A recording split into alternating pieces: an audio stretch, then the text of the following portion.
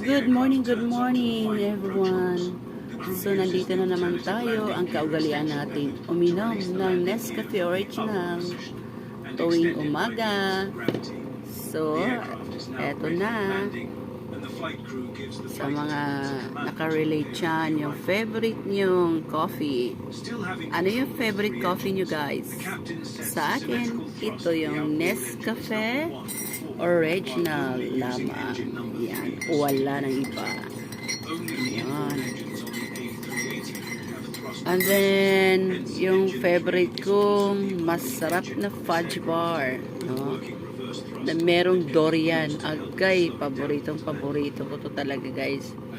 Yan. Match dito sa aking coffee. At saka nilalagyan ko nitong honey, citron, and ginger tea.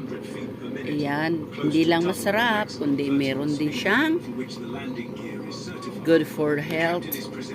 Yung vitamin C and with antioxidants and power, energy power. Yan ang honey, energy power yan. Yan. And then itong potato time na may flubber with salted egg. Yo, napakasarap nito. So mabibili ito ninyo. Nabili ko ito dito sa Landers guys. Landers. And then, ito yung ginagamit nating Helen Kanse. I try this. So, masarap naman siya. Pero although, ang mahal lang. May kamahalan lang guys. So, nag-try lang ako. No? Mga 3 cans lang naman ang i-try ko.